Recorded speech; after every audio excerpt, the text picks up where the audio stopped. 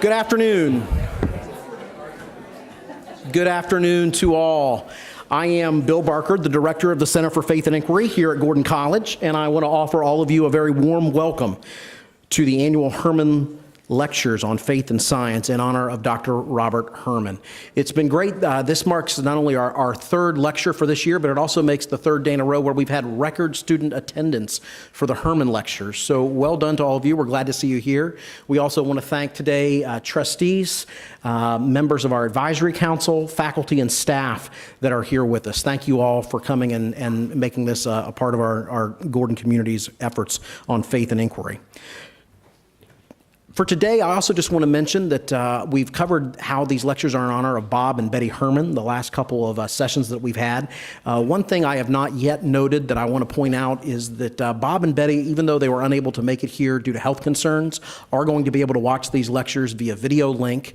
And so we want to say to Bob and Betty, sorry you couldn't be with us, but we are delighted to continue these lectures in your honor. And along those lines, on the count of three, could you all just turn towards that camera in the back of the room and say, hi, Bob and Betty, okay? Really loudly. Here we go on the count of three. 1, 2, 3.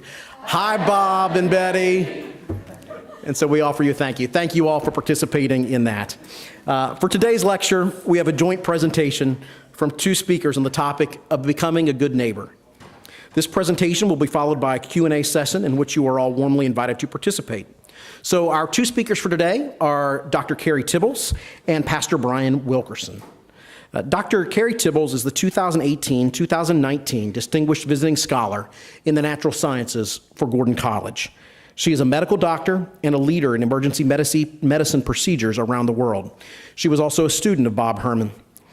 Kerry Tibbles, MD, graduated from Gordon College in 1993 with a degree in biology and psychology. She attended medical school at Boston University and completed residency training in emergency medicine at Hennepin County Medical Center in Minneapolis, Minnesota. After residency training, Kerry joined the emergency medicine faculty at Beth Israel Deaconess Medical Center, where she is currently the Director of Graduate Medical Education and the Vice Chair of Clinical Innovations in Emergency Medicine. Dr. Tibbles has served as the Associate Residency Director of the Harvard-affiliated Emergency Medicine Residency for over 10 years. Dr. Tibbles is also an assistant professor of medicine at Harvard Medical School.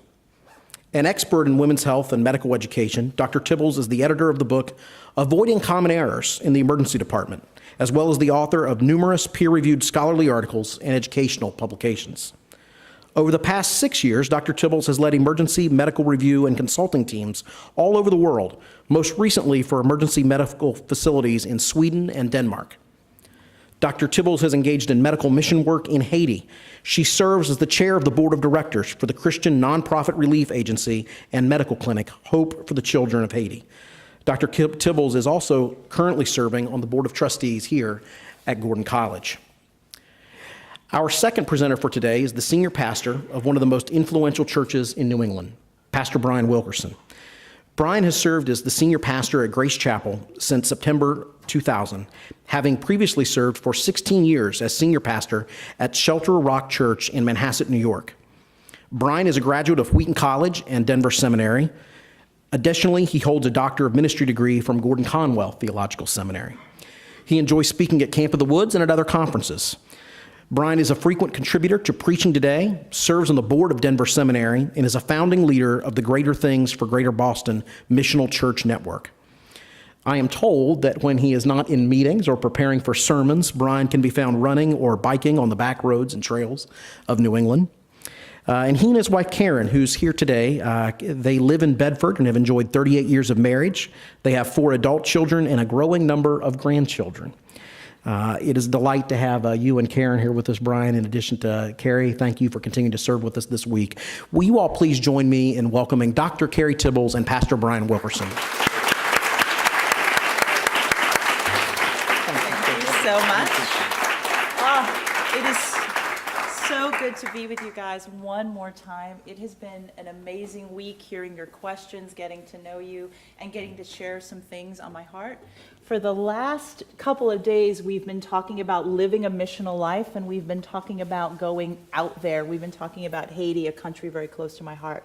What I'd like to do today is spend some time talking about how do I think about my faith when I think about going to work on Monday morning when I get in my car. What does that look like? And we're going to talk about Boston, the neighborhood that we're in.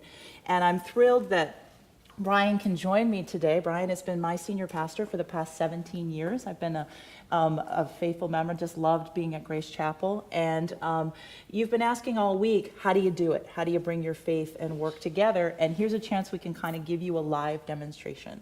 So as Bill said, I'm an emergency physician. And this is where I go to work every day. It's right down in downtown Boston, right next to Fenway Park. We are the official hospital of the Boston Red Sox. So I chose emergency medicine. It was a field, in a lot of ways, I think I grew up sort of with emergency medicine. It's as old as I am. It was born in 1970. I got to train with the pioneers, and it was a field that came into being because we could take care of anyone, anytime, for any reason. And that really appealed to me about just sort of that element of the field, and that's what I've been doing the whole time since. So thinking about a given day in the emergency department, what might that look like? I'll come on a shift. The first patient I'll see is maybe a 68-year-old person who has cancer and is sort of at the end of their life. And the bed next to them will be a young woman who has decided to take her own life by overdosing on opiates. Next to them will be a homeless person who has been found on the street yet again, too cold and brought in, and too intoxicated, so brought in for us to see. Another one will be a person with chest pain, having a heart attack after a long struggle with diabetes. That's what my days look like. So what I want to do is kind of give you a sense of what that's like practicing in Boston. First thing you should know about Massachusetts, something we're very excited and proud about, is that we're actually the healthiest state in the country. Part of that is because we have so many doctors. We have 10% more doctors than the second state, and some of what we think are some of the best hospitals in the world. We also have the fewest underinsured people in the country, about 4.4%, which is exciting as well.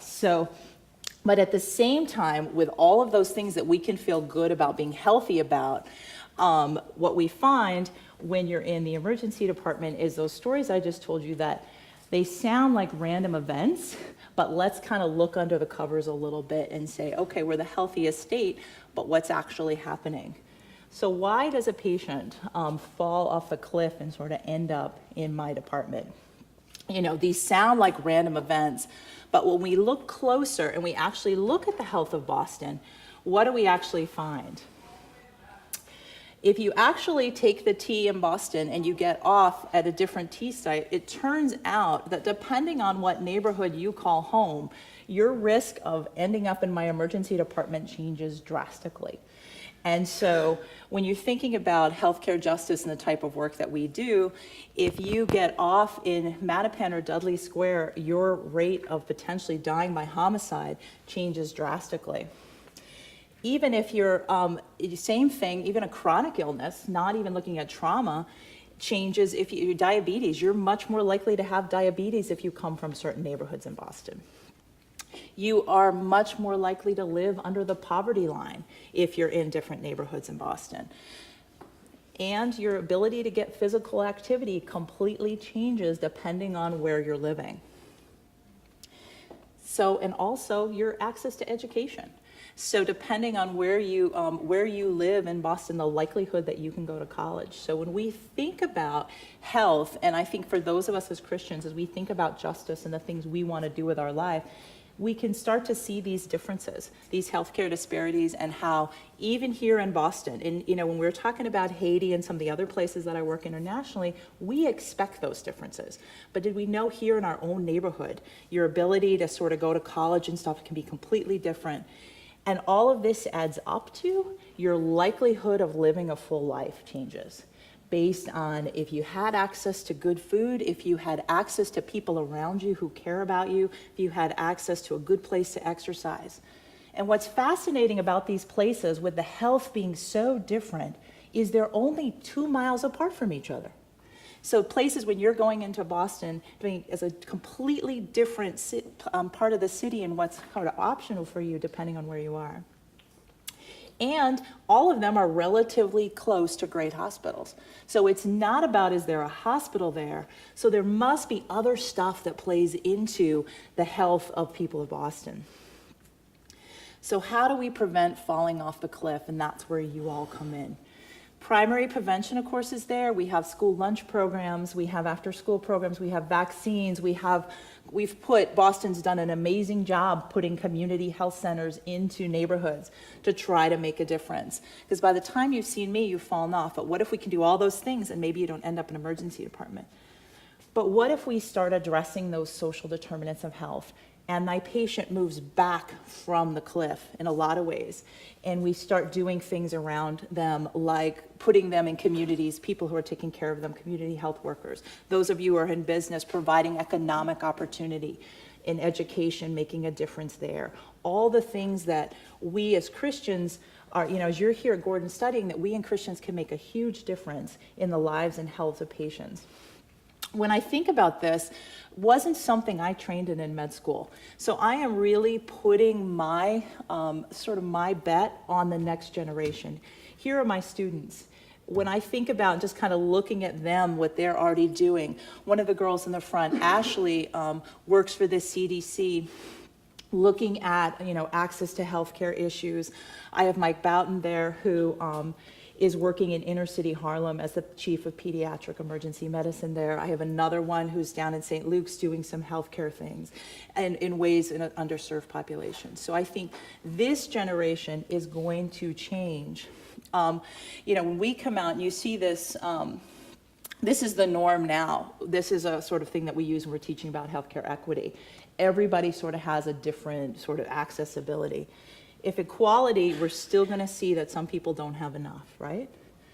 But when we start to move towards equity, and if you think about the work you're doing, eventually, what you're training to do, you're going to change the trajectory of people's lives to where they won't end up in my emergency department because maybe they've had things around them like better education, better policies that kind of keep people, healthy and society's working better. And we can actually move to the point where maybe there are fewer barriers there. So when you think about what you're studying now, you're going to be able to make a difference in these type of things. And maybe as these things get better, they won't end up in my emergency department. So I'd like to invite Bryan up now, because what I'm trying to give a little bit of an example about is how do I think about the things I care about and how do they live out in a broader way as I approach my work.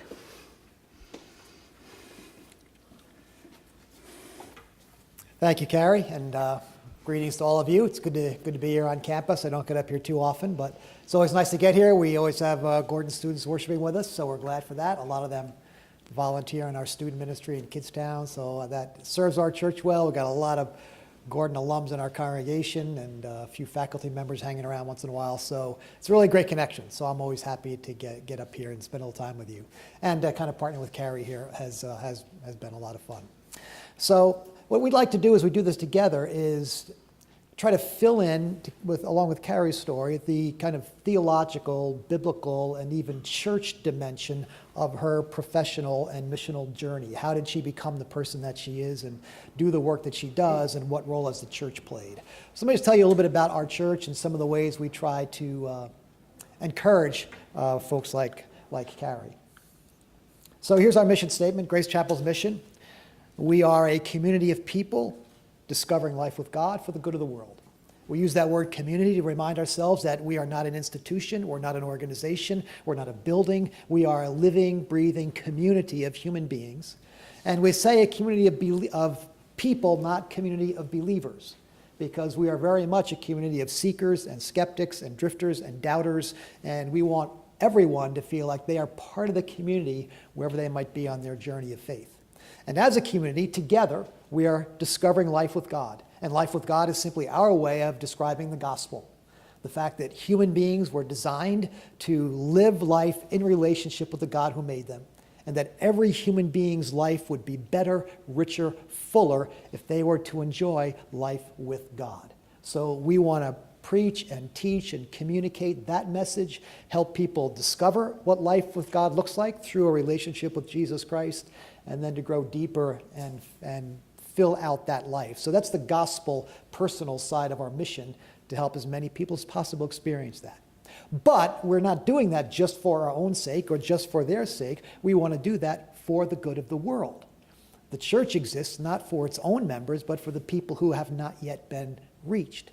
So right from the beginning, we want our people to know, we're happy to have you here, great place to grow in your faith, but we're going to kick you out the door pretty soon, because we're not here for our own sake. We believe that the church at its best makes the world a better place. So that's kind of our mission statement. And we typically organize our ministry around these three core commitments. We simply call them going deeper, getting closer, and reaching wider. We call them spiritual depth, authentic community, radical obedience, in Christ, all together on mission. Deeper, closer, wider are the three convictions that drive our ministry. And we are always trying to help people go deeper in their faith, get closer to one another, their family, their church community, and their neighbors, and to reach wider into the world about evangelism and social justice and those kinds of things. So each year, we're trying to help our people grow in these areas. So let me just kind of walk you through what we taught, not this current year, but last year, say September through June. We did a few series. We did one series that we called The Divine Invitation. I did some traveling in Italy a couple summers ago and got obsessed with Michelangelo, and this picture of God reaching out to Adam and to Eve, extending a hand to join, inviting Adam to join him in partnership with what he was doing in creation, that we would do this together. And God invites us to join him in his work in the world. So for that series, we spent about 10 weeks in the Gospels looking at how Jesus trained the 12 for their mission. And our key verse was from Mark chapter 3. And he appointed 12 so that they might be with him and that he might send them out to preach and have authority to cast out demons. What we called our attention to was the fact that he called them to be with him. That's the discipleship. That's life with God. And send them out. That's mission. That's evangelism. That's social justice. That's the outward piece. And so we discovered, and wanted our folks to discover, that you grow in your faith best when you go with your faith out into the world. The church is not about hunkering down and going deeper and deeper, deeper, and 5 or 10 years down the road we go do something. No, the best way to go deeper is to go wider at the same time. We grow as we go. And we noticed also that Jesus, when he called those 12, not a one of them was a clergyman. Not one. He could have called priests, prophets, Levites, Pharisees, could have called any of them. He called fishermen and tax collectors and who knows what else were there. He chose from the beginning that he was going to do his work in the world through regular people who knew how to work for a living, who would go out and actually work hard at this thing they were called to do. I think in the church we miss that all the time because we think God calls pastors and missionaries, but he calls ordinary people to the work of the kingdom. And if you remember, his last word to all of us before he left was, therefore, go. Not therefore, come to church. Therefore, go. Get out of here. Go do something for the sake of the kingdom. So we drove that series all fall long. During the winter, or during the season of Lent, when we tried to get a little more reflective, we did a series called Broken, where we looked at the minor prophets. We didn't do all 12, because that gets a little depressing. We did about 7 of them. And we looked at each one because each one points to a particular area of brokenness, injustice, corruption, indifference, materialism, idolatry. And we looked at how those things play out in the world. When Carrie showed that slide earlier, the difference between equality and equity. That's a matter of injustice. And that's a concept that many folks don't really understand, the difference between equality and equity. So as we preached this series, we touched on things like that, injustice and corruption. And can I tell you, it was a rough series. People were not crazy about it. There's a reason that the prophets of the Old Testament got run out of town sometimes. We literally had people coming to me saying, Pastor, preach on something else. We'd rather have you talk about something more positive and more upbeat. But we knew that we have to face what's broken in our world. The fact that 2 miles away, living 2 mile different zip codes can mean the difference between a long life and a short life. That's unjust. That's not what God has in mind. So we presented that to our people, but we said, things are broken in the world because things are broken in us. We are unjust. We are corrupt. We are indifferent. And we have to face our own brokenness if we're going to do something about the world's brokenness. And then we kind of finished up in the springtime with a series that we called Neighbor. And we just looked at Jesus' simple commandment to, if you remember, the lawyer asked Jesus, what is the greatest commandment? And Jesus said, the greatest commandment is this: love the Lord your God and your neighbor as yourself. Now, wait a second. That's 2 commandments. How can 2 commandments be the greatest commandment? Who's the best team in baseball right now? You can't say the Red Sox and the Dodgers. The Red Sox are the best team. That's hard for me to say because I'm a lifelong Yankee fan, but they just plain are. There can only be one best. So where does Jesus get off saying the greatest commandment is this: love God and love your neighbor? He's saying they're both part of the same commandment. It's like saying, which of the 2 hinges on the door is the most important hinge? They both are. Take either hinge away and the door's not going to work anymore.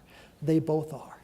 Churches and Christians are great at loving God with their whole heart, soul, mind, and strength. Give us more of that, Pastor, more discipleship. But Jesus said it's just as important to love your neighbor as yourself. So we kind of challenged our folks to their relationships, the folks who live in their neighborhood and folks they work with every day of their lives. And we pointed out that the commandment was to love them, not convert them. That we're fulfilling Jesus' command simply by loving our neighbors. And we will let the Lord open up those spiritual doors as he sees fit. So finally, throughout the year, we drove this particular phrase. We want to help people find their go. What's your go in the world? What's your unique contribution to the work of God in the world for this season of your life? And what Carrie is describing for you, Carrie, I think you'd agree, has found her go. And it's not just what she does professionally by helping sick people get healthy. It's also what she's doing in Haiti. It's also what she's doing with medical students, developing them. It's also what she's doing at Grace Chapel as she helps our interns kind of grow as future leaders of the church and the community. She's found her go. And it's bigger than just witnessing when she has a chance. It's living out every aspect of her life in fulfillment of God's call. So I'll stop there. And all right. Stay up here with me, though. All right. We're going to go next. Okay. So I think all week we've been talking about justice issues and how we play a part in sort of bringing that to fruition and what God wants us to do. And the other thing, so I want to shift gears a little bit and talk about something that we've touched on as well, is that we never do this work alone. So who are we as Christians as we're engaging with others? And so thinking about my world and where I live, I want you to see, has anyone here been to an emergency department before? Raise your hand if you've been there. Okay. How many had a good experience when they were there, right? No, not so many. Right. It's a chaotic place. You're waiting for a long time. And it can be, just by definition, I think about it when I talk a lot with my patients, by definition, you've had a bad day if I'm your doctor, right? You did not wake up planning to come to the emergency department. You've had something happen to you that's terrible, and you've had a bad day. And so as I got thinking about it, a lot of people can get kind of angry, and it can be chaotic, and there's a lot of can be people that don't want to work there, and patients don't want to be there. And so when I started consulting, Bill talked a lot about consulting teams, I actually started with one basic question. What would this space look like if we believed the best in everybody? If we believed everybody who comes wants to do their best, and what would that look like? And I think as Christians, that's kind of what we're called to do when we come to the workplace, is come in with those questions saying, okay, what would God's perspective be here about people? Because God values people. Well, it turns out, if you start with that question and you say, okay, what would it look like if we did the best, and we started that we were able to kind of pull teams together and actually change what was safe about patients. Because it turns out when you get people in the room and you start talking to them about what would you do differently and what would you see as optimal care for the patient, we started working together in teams, then all of a sudden we were delivering safer care.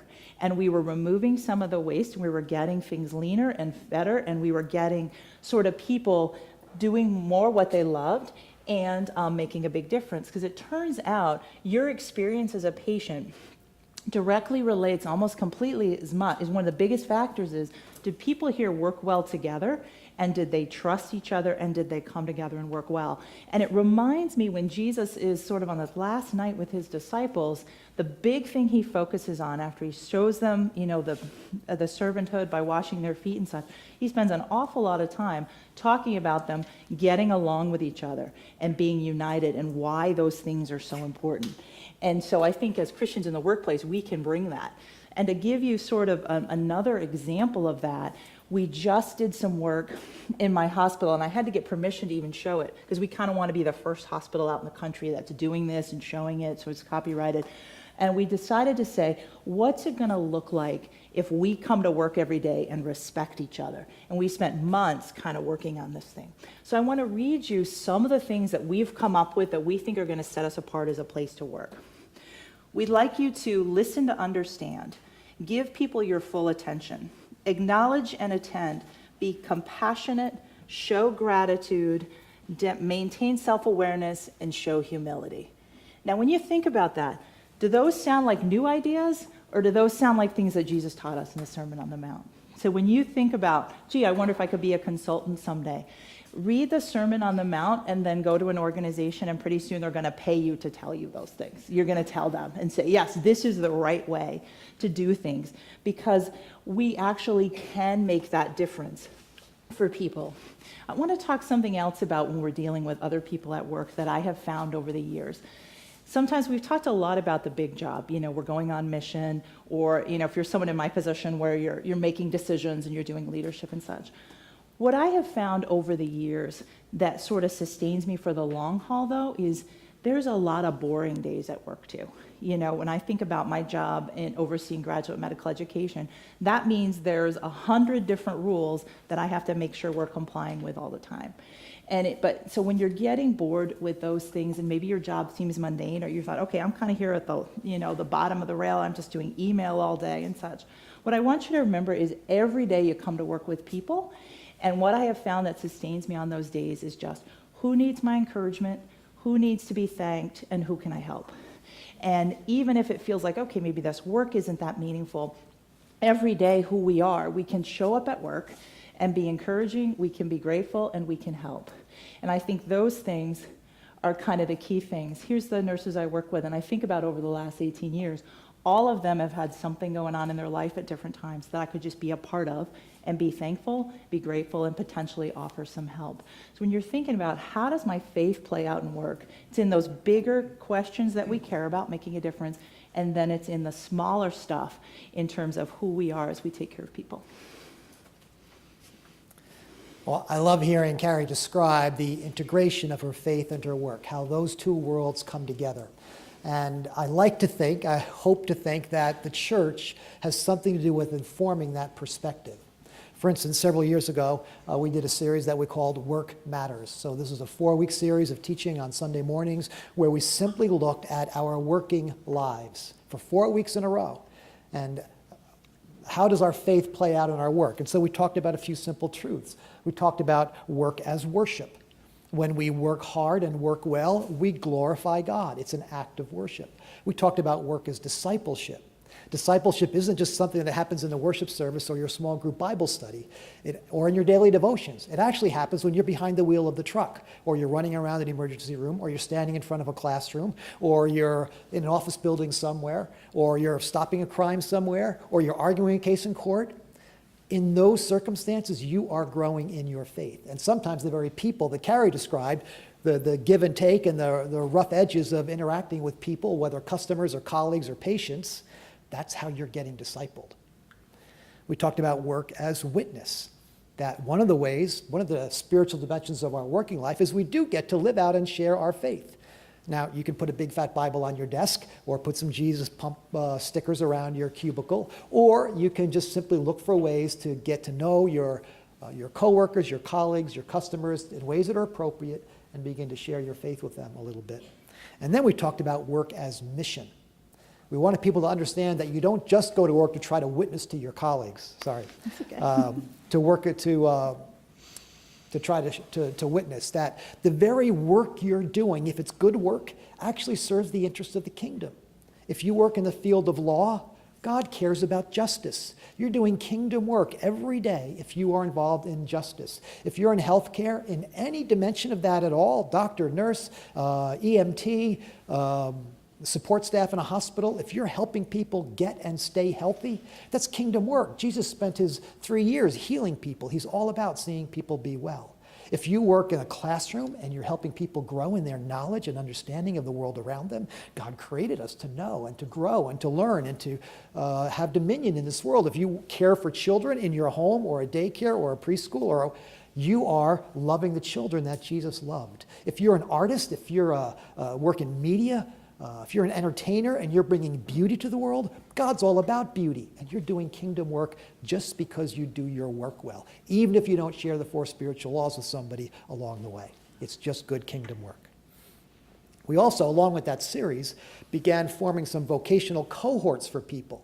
So they could gather with anybody in the healthcare profession, anybody in finance, everybody in education. And these folks met together and they talked about the sermon teachings in the context of their field. And at the end of that series, or after each Sunday of that series, we would actually commission them at the end of the service. We would have everybody in healthcare stand up and we would bless them and empower them to go out and do the work of the kingdom in healthcare every day. And it just changed people's perspective on their work. The second one, I'll just talk about this. Oh, I didn't get this. I didn't have a slide for this. We did a series a while ago called Relational Redesign. And we were using the metaphor of redesigning the interior of a house. And so we were saying, how do we redesign our relationships? And we studied the one another's of the New Testament. Accept one another, forgive one another, defer to one another.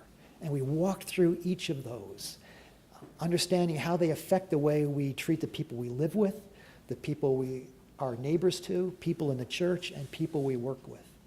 And helping people understand that one of the key ways we do the work of the kingdom is by being in healthy, vibrant, honest, growing, authentic relationship with each other, and equipping them to take that to work with them.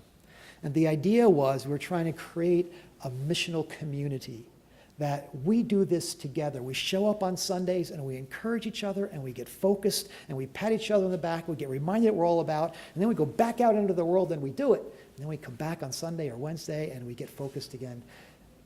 I think you live life better professionally and biblically when you're part of a community, a missional community of believers. So we've talked about, how we think about how we're going to be involved in God's bigger picture. And we've talked about how a piece of that is because we're doing that with one another. And I want to sort of end our time together and sort of the how do we do it by focusing on another big piece. If you think about those patients I was telling you about, the cancer patient at the end of their life, a scared person having their first heart attack. I also often see elderly people who fall at home and have no one around. The young person who doesn't see a reason to live. A lot of what I see is really an epidemic of loneliness and brokenness. We know in Boston on January 31st we have a homeless shelter, a homelessness census every winter in Boston. And on January 31st there were 6,134 people who spent the night on the street. Now I don't know what the weather was on January 31st, but I'm going to guess it wasn't warm and certainly not safe to be sleeping on the street. And so when you're spending time kind of with the brokenness, I think when we decide and say yes to Jesus and we decide to follow Jesus, we're going to go where brokenness and suffering are, because that's where he goes and that's what he cares about and that's where he calls us to go with him. So when that's happening, and we're certainly seeing this in healthcare, you can get pretty exhausted. And this is a thing that I spend a lot of my day thinking about right now when I think about the 700 young doctors who train under me. Is they're exhausted and they're burned out. And if we are spending time around brokenness for any length of time, it can start to wear us out as well. And so if we're going to have the strength for the long haul, what do we have to think about? And so I wanted to end our time talking about that. Just gives you a graphic of what the burnout rate looks like. As you can see, it's up to over 40%. And the questions that we ask that give us that information are, Do I feel like I care about my patients anymore? Do I feel I can continue in healthcare anymore? And these are people answering that they are concerned about that, and they're in their sort of late 20s and early 30s. We don't want to see that. So what do we have to do to change that dynamic? And I'd talk a little bit about a time of brokenness in my own life, and it actually was the first Sunday that I went to Grace Chapel. Bryan said he arrived in 2000. I first came to Grace. I had moved back to Boston in 2001, and it was December of that year. And I had, it was definitely had been a believer for a very long time, but had kind of just gotten back in town. I was living in Newton at the time, tried a couple churches, had remembered a little bit about Grace from my time here at Gordon, and decided to come on that Sunday. And Bryan was near Christmas, so not surprisingly, had a Christmas sort of theme to the sermon, and he was talking about gifts. And he was talking about gifts in our life that we didn't necessarily ask for or we didn't necessarily want, but that would come into our lives. And how even if we didn't ask for it and we didn't want it, that it might end up being one of the most important gifts that we receive. And turns out that week, I had been at the doctor myself. I was about 20 weeks pregnant, and I had found out that my second son had a severe congenital heart defect and was not going to live more than 3 or 4 days outside the womb. Once he was born, he would be born and he would look completely normal, but he would die within 3 or 4 days if he didn't have open heart surgery within the first week of his life. So at that time, it was the early 2000s, as I mentioned. The surgeries had been around for a few years, but there actually wasn't a cohort of kids who were adults that had what my son had. The oldest people that had it, even on the earth, were like 10 or 11.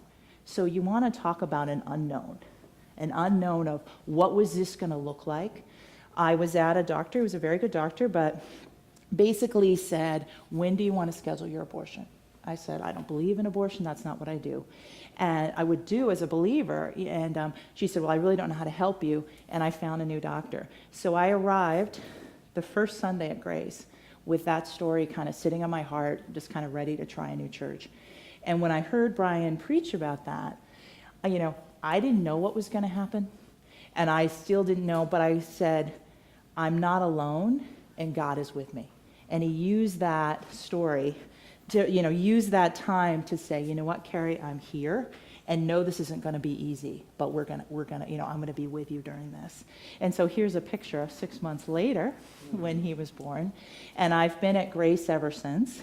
And at the time, I didn't know what the future was going to hold, but what I have found is a church that not only am I learning, each time that I go, and you can get a sense from the series of how much that has impacted my life, but I have a community around me, both young moms who came and walked beside me the whole way through, as well as here's a more recent group of people from Grace who share my love of hiking, and we get together, we walk in the White Mountains, and we talk about God, and we just talk about our families, and we do life together.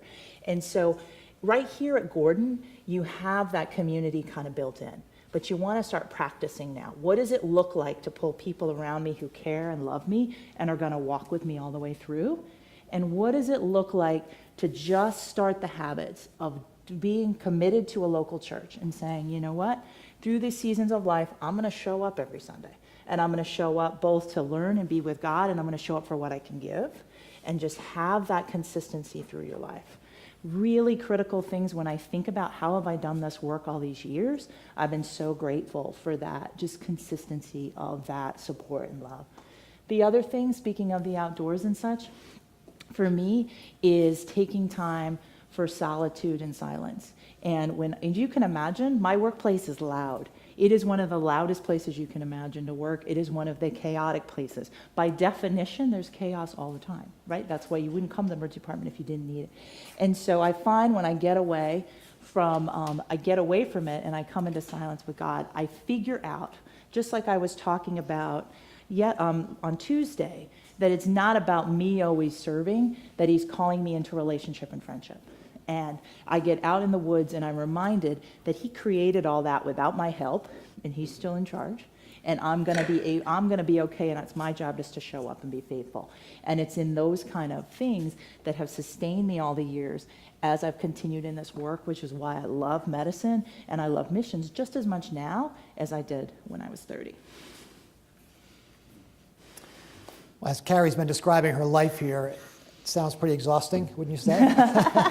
Okay, you've got the ER piece, you've got the work in Haiti and that sort of thing, you've got the mentoring of young medical students, you've got your involvement in church, and you've got a family to care for as well, and a variety of other things. How do you sustain yourself with that kind of a life and remain healthy and balanced and vibrant over many, many years?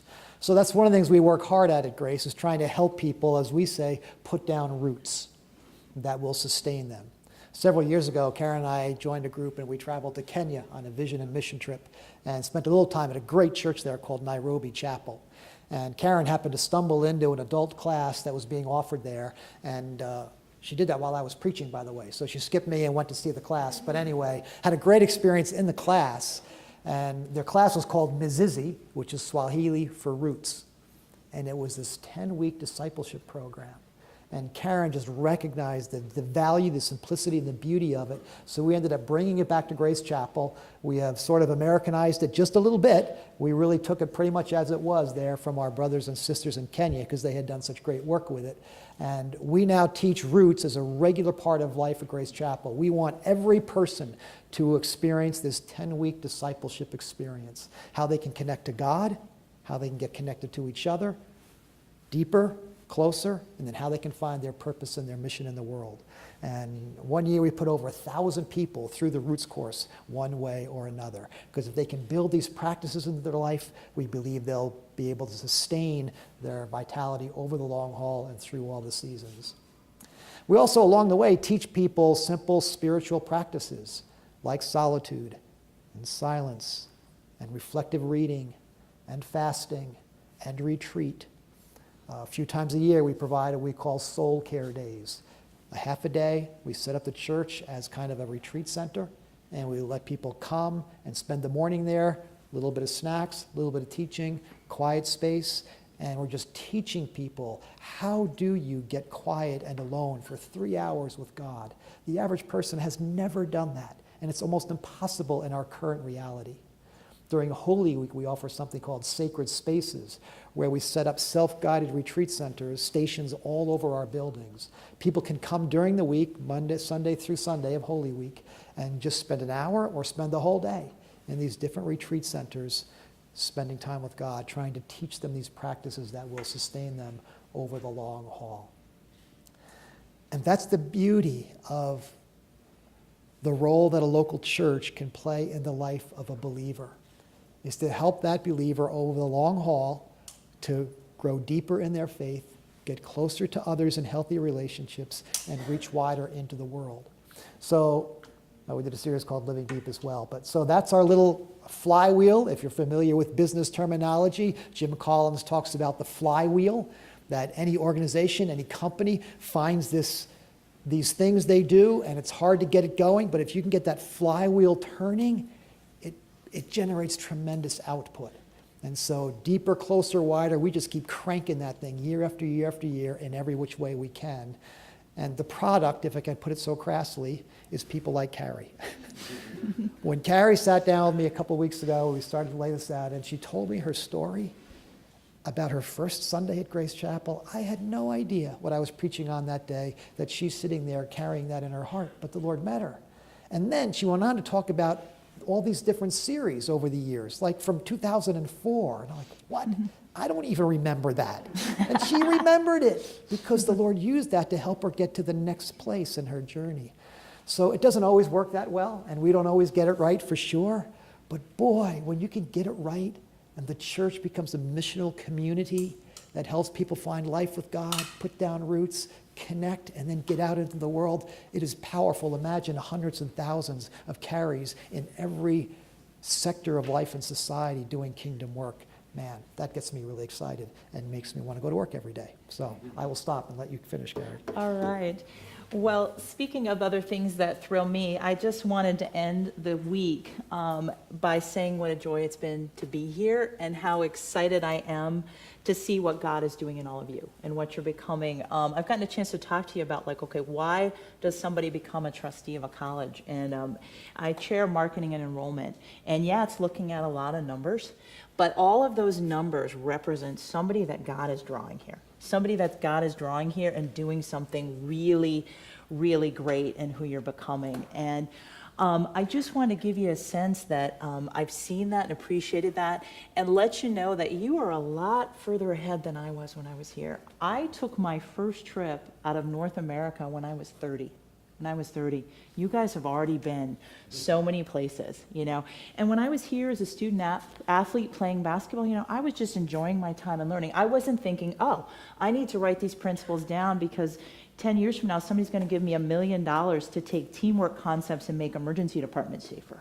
You know, I had no idea. I had no idea. I told you I became a pre-med student by a computer error, and thankfully Bob Herrmann, who these lectures are named after, talked me into it. And it's like, no, you seem like you're doing fine. Give it a ride. And I did. And here we are, you know, 25 years later. So my prayer for you as a trustee is that you will continue to pursue that passion and that you will also do it with some patience in God's timing and process. So you have been so gracious clapping for me all week. I'd like you to actually high five the person next to you because they chose a great college, and maybe clap for yourselves and who you guys are becoming. So thank you. All right. Awesome. So I think we can take some questions. Is that right? Phil? Can we take some questions? Do we have 2 seconds? Okay. So we can take a couple questions before we go. Yes.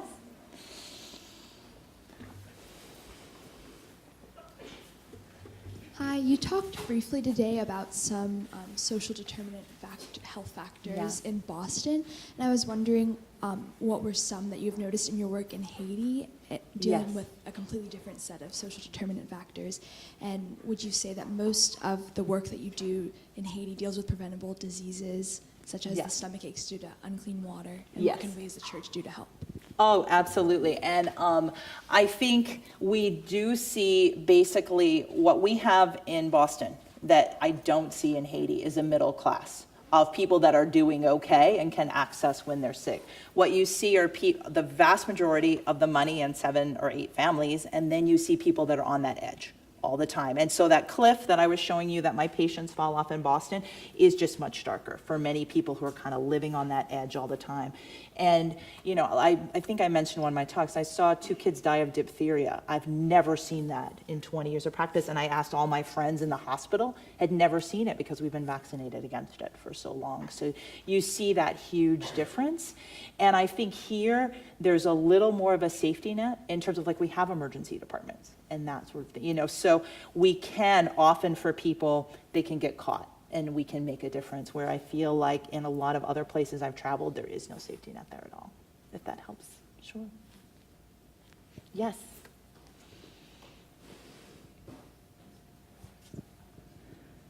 So what do you feel like are some practical ways to address the inequities in healthcare access and in general, like being able to care for yourself? What do you feel like there's some practical ways to address that? And the one sort of point I was making that I want to make first that I don't think I necessarily got completely across is that in any sphere where you're doing things to improve people, you're going to improve their health. What we're trying to do in the curriculum now that I didn't get when I was there is actually we have a very explicit healthcare disparities curriculum where we're trying to teach doctors as they're seeing people to say, hey, are you getting routine food? Are you, can you pay for this medicine? And what do we need to do? So we now have a social worker who works 24 hours a day in our emergency department just to address those pieces. And we have a case manager. So I think we're getting smarter because we're doing healthcare in teams and we're doing healthcare in the community. A lot of my residents now are training in neighborhoods, providing neighborhood care there.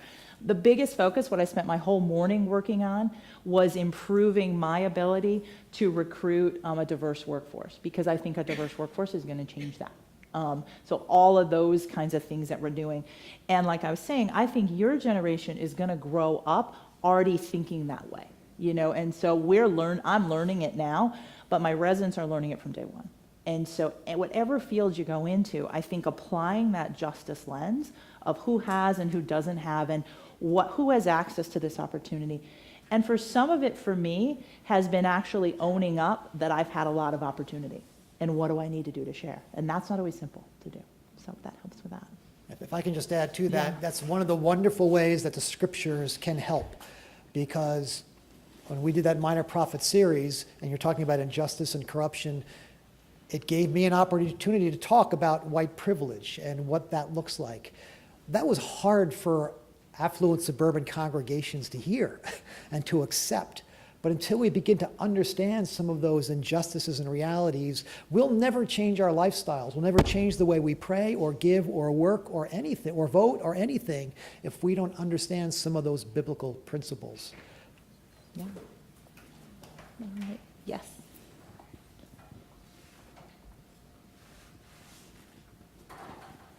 A large belief in my culture has been that women need to choose between either being an involved mother or a successful businesswoman or in their career. So can you speak to how you've been able to manage being an involved mother and also having a career that takes your time and you physically away from your family? Yeah. No, I think it's a great point. And when I was sitting in your chair, and to be honest, on a daily basis, I asked that same question, because my top priority are my 3 sons and raising them well into the young men that they're growing up to be. What I have found is having additional education and expertise has given me more flexibility to be there with them. So even just on a practical level, I can earn a living from my kitchen because I can, you know, answer things and do those types of things. And so I've worked my way into a position where I have a huge amount of responsibility and I have to do things, but I don't necessarily tied to a 9-to-5 job all day. And so that's given me more time. I chose emergency medicine because I believed in its social justice mission, but the other piece of it that I loved about it was complete flexibility, to the point where when my kids were little and in preschool, people didn't realize I even had a job because I worked at night.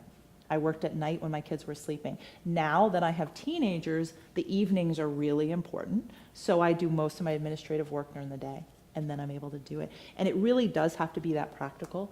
But I think having advanced education and carving a niche for myself has allowed me to do both of those things.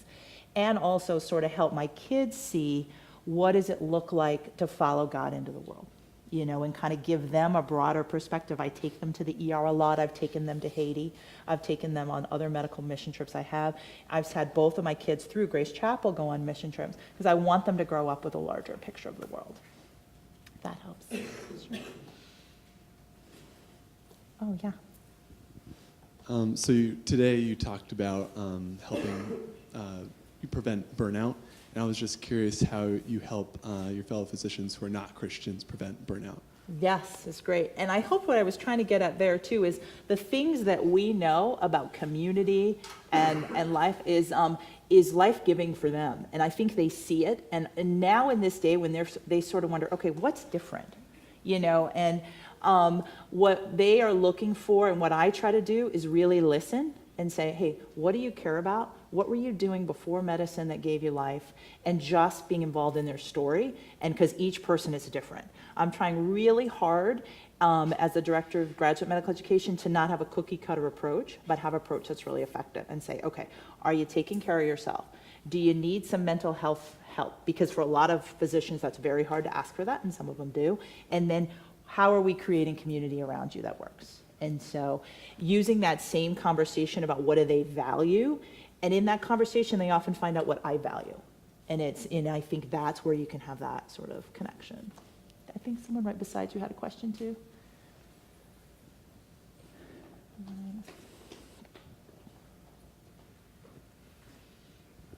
Thank you. So the medical field is obviously a very challenging and competitive field. So from your experience teaching and training young men and women, what qualities or characteristics have you seen in them that that really assist them in their success, or what qualities do you try to teach your students in order to help them out in that? Oh, I love you asked that question. The thing I'm the most interested in now, and I will just give you some perspective, there are 2,000 applications for 13 spots in my emergency department residency. And so I get to talk to about 300 students a year, as they interview and are coming through, and the 700 that are in my program.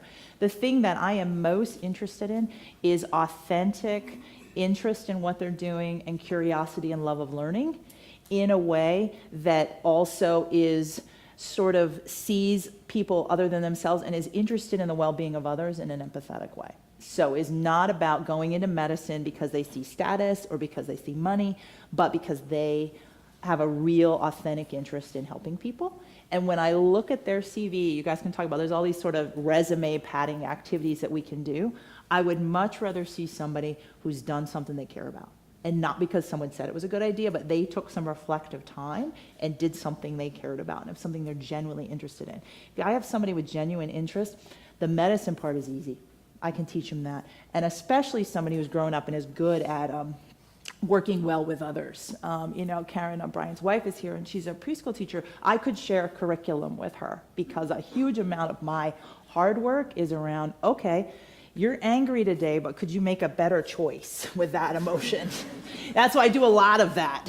And it's the same idea. And the same things that I think help preschoolers be healthy, I work on things like nap rooms and better snacks, and we work on those kind of things. And it's really the same about what helps people do well. So that helps. Yes. I have two questions.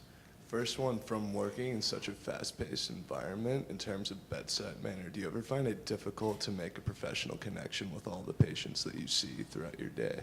Yeah. Then second question, a number of us are here from Dr. Story's Health Professions Seminar. We had to do a reading on human cloning and pre-implantation genetic diagnosis, which is basically screening an embryo for genetic abnormalities. So I was wondering your stance on that. My personal stance is that man should not play God. Right. Yeah, I love it. Those are great questions. So the second one's harder. The interesting thing, the reason I resisted being an emergency physician is because I thought I was such a relational person. I should do something where I see my patients long term and stuff. But what I found right away is you have to connect instantly and have someone trust you. And so you have to figure out, and my job, especially as the attending, is to go in and say, what really brought this person here? What are they really here for? What's bothering them? What do they care about? And that's about asking good questions. So I have sort of seen my career as becoming an expert question asker, and not 50 questions, but the 3 best questions that person needs to hear, and getting good at reading people and saying, okay, what's working here? What's not? Why are they still anxious? And that. Part of what you just asked in your second question is why I went into emergency medicine, because it's so straightforward as opposed to that complicated question. And I agree. I think we get very quickly on these ethical edges that are tricky and that don't necessarily can get dangerous very quickly, and so I worry about that. I can give you an example of how I practice, which is a different question, but kind of thing, about how do I practice taking care of such a broad group with something that I don't believe in as a Christian. For example. And for me, that's abortion. I'm not a person, especially when I was told to have one, I didn't, and I have a wonderful son. But I have a lot of women who come in that I have to tell them they're pregnant, and they had no desire to want to be pregnant, and and are kind of planning their abortion, and they'll tell me. I don't judge them on that or tell them it's a bad idea, but what I do is say, well, today I need to take care of the health in you and your baby, and I will ultrasound them and show them their baby, and I will take care of them, and I will treat them exactly like every other patient, and hopefully give them something to think about, and I do that in my faith, a lot of different ways of not forcing, hey, let me tell you what the Bible says, but let me love you where you're at right now and stuff. And so I'm hoping at some point in my life I can read a little deeper about some of those more controversial basic science types of questions, which I think are incredibly important. And I kind of miss that I have the luxury to do that. But I think for me right now, I'm sort of at that broader social context, so I spend more time there. That helps. And I think when church, the way it works, the way it's supposed to work, your church community would help you think through those things. You'll get biblical teaching and values that help you process that. You might meet other medical professionals that you can talk it over with, who can pray for you. Saying whatever your profession might be, you're going to have different temptations and challenges, but the idea is the church community helps you to do that well. Yes. Right here, yes.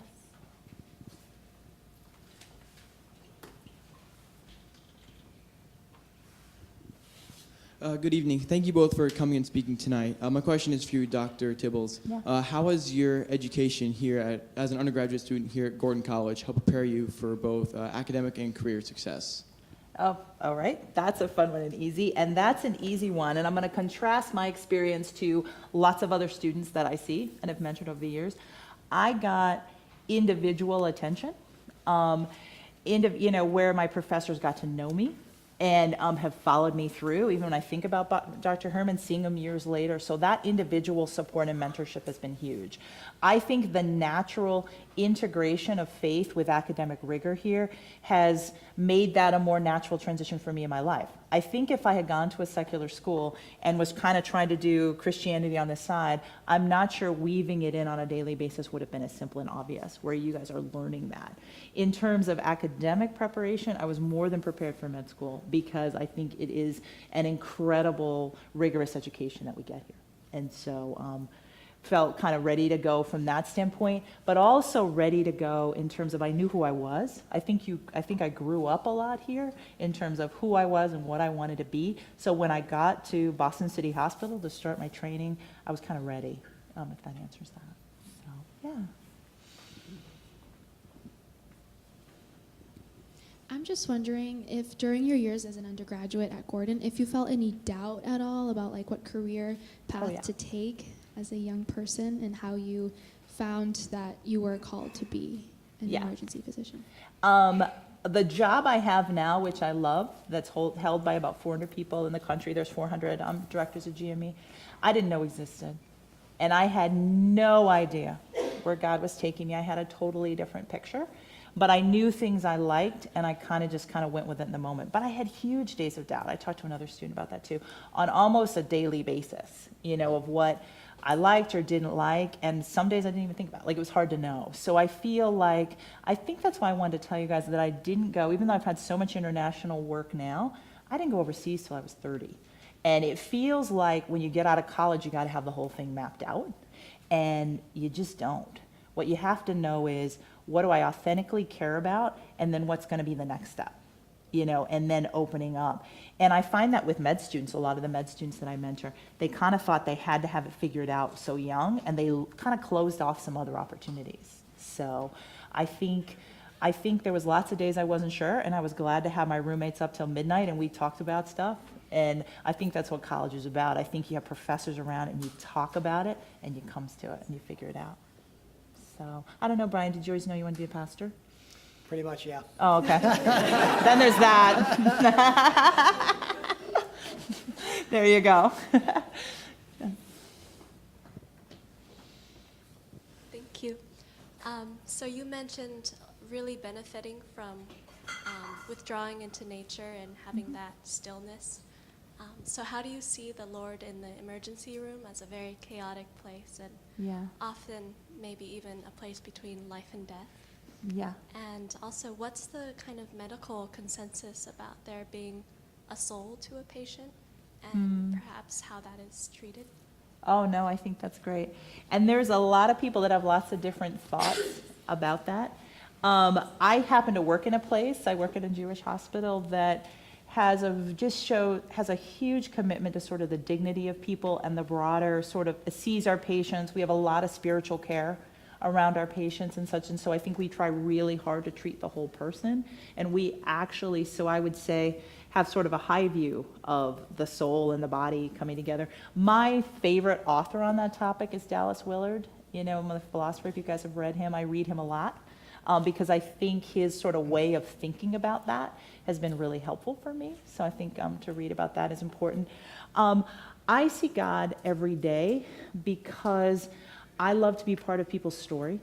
And I think I tend to see God the most in talking to somebody and hearing their story and just seeing like for just where people have come from. I have so many immigrants who've come from far away, or even just somebody who's down the street, but what's going on with them.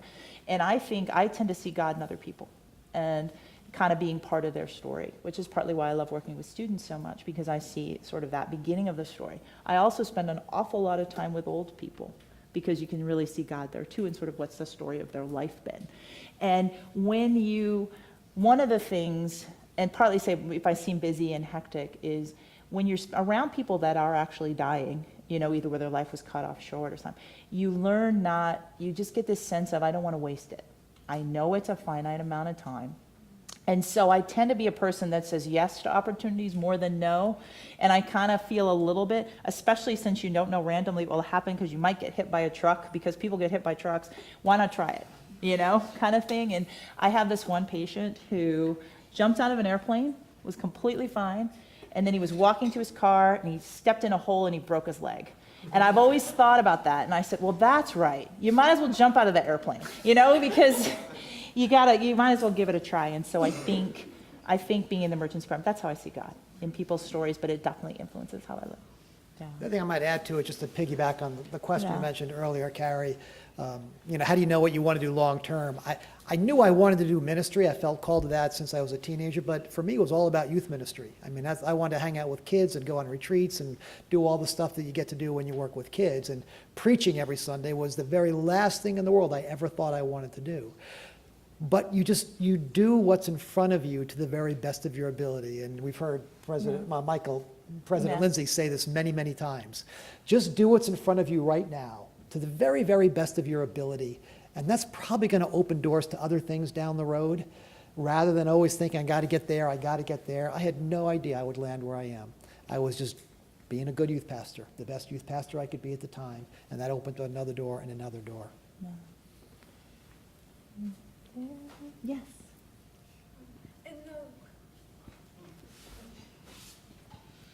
In the light of not always, having planned on this career, what were some of the other interests and passions that you had maybe originally planned to pursue or just had a desire to pursue, especially if there's any non-medical ones? And how have you been able to use those in your work now? Yes. Oh, I love that. I have come from a family of educators, so I thought I'd be a teacher. I liked young kids. I thought I would do young kids just like my mom did. And my dad was a school principal, so I saw myself heading in that direction until I kind of got into the science bug and was going to do that. And what's fun about that is I think that's why once I got done training, I went and got some education training as well. Because in a lot of ways, because what I found I loved about that was the cycle of the year. The new group coming in, the freshness of the fall, and then graduates. And now I see what my graduates are doing. And so I really sort of caught that love of teaching from my parents. And I thought I even looked at potentially doing education here at Gordon was sort of my other, that and child psychology, which I talked about on Tuesday. And it's neat how God brings that back around now that I have a school in Haiti and I get to teach on a daily basis. So I think some of you have talked about sort of, I like this and that. And I would say don't let go necessarily of either of them, not in an exhausting way. But if you have interests that you might not think fit exactly, there might be a unique way they're going to combine in a really cool way. I was talking to somebody in a class right before coming here about how she's not sure about ministry and medicine. I wasn't sure about ministry and medicine either, but almost in the opposite direction. I felt pretty comfortable with the medicine, but I'm like, how am I going to do ministry? So I do think, especially being at a liberal arts school, you can combine those things in really cool ways. So, yeah. Just 2 more questions. Okay.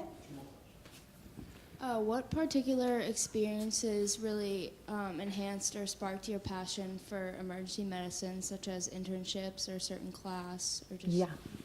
So, for me, it was, when I think about it, what did sort of spark it? To be honest, I completely resisted it because I thought it was only done by men who like the knife and gun club and like all that kind of stuff. And I was totally not going to do it until I got there and I realized that it was sort of a wide open field. As I mentioned, it's only as old as I am. So at the time, there hadn't been any stuff done in women's health and that. So there's part of too, as you're looking and evaluating jobs, if there's an opportunity for questions that haven't been answered or a unique way to do it, you can kind of move into leadership at a younger stage. And that's what ended up happening. So I ended up kind of having that opportunity because all of a sudden I realized there was a chance to do some stuff in women's health in some unique ways. And so once I saw that piece, and then to be honest, I just tried it.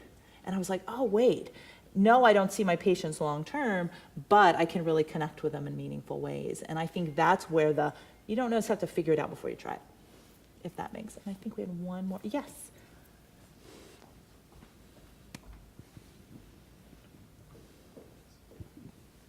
You both are in areas of leadership. How do you remain humble and live a cruciform life while pointing others to the glory of God? Yeah, I'll let you do that first. It's always tough to talk about humility, right? Well, the way I nailed humility was, I think Thomas Merton defined humility as knowing exactly who you are before God. The Apostle Paul says, let no one think of themselves more highly than they ought, but then goes on to talk about their giftedness and their calling. So a lot of humility is getting comfortable with who you are and who you're not. So it's okay to find confidence in your strengths and your abilities and your training and all those sorts of things, but you never lose sight of what you're not. I'm not good at that, and I failed there, and I'm weak at this. And when you keep those two in balance, it really quickly humbles you, because when you succeed in one area, you quickly encounter your dark side in another. Yeah. I think for me, that's where the spiritual disciplines have been the most helpful, because you process things and you have time for God to sort of speak and stuff. Because I think sometimes when you're kind of running yourself, you can get on empty a little bit and you can distract yourself and think you're doing all these things. And sometimes when you actually stop, then you recognize, oh, this was my part of that, or this is my, and I think that's where it comes from. I think the other piece is I've surrounded myself with really honest friends who will say, you know what, you're doing this and that's not you, or you're doing this. And if you invite feedback into your life, you're gonna see plenty of things that you kind of need to work on. I think have been sort of the two big things, so. All right, well, thank you.